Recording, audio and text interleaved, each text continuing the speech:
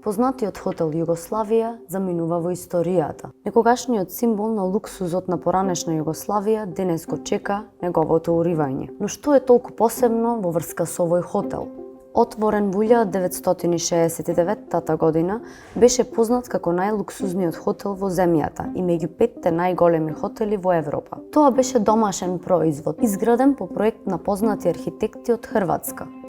Беше украсан и со лустер тежок неверојатни 14 тони, опремен со ни помалку ни повеќе од 40.000 сваровски кристали, поради што влезе во Гинисовата книга на рекорди како најголем лустер во светот. Под светлината на овој лустер беа снимени многубројни филмски сцени. За време на неговиот златен период во овој хотел престојуваа бројни познати личности: Елизабета II, Ричард Никсон и Џими Картер, Муамер Гадафи, Нил Армстронг и многу други. Во 1999 година 2 проектили на НАТО беа истрелани кон западното крило на хотелот, а една година подоцна хотелот беше затворен. Од тогаш хотелот почнува да пропаѓа, а гости речиси и да нема. Хотелот повторно ги отвори вратите за гостите во 2010 година, но безуспешно. Во 2024 година беше продаден за повеќе од 27 милиони евра.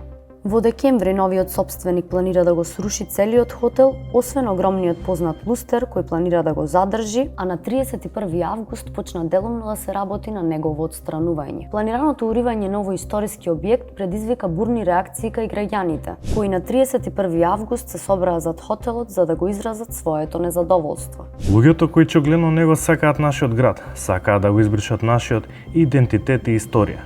Нема аргумент за уривањето на хотел Југославија. Манипулацијата и варварското бришење на хотелот од објектите кои се заштитени од државата возможија негово уривање.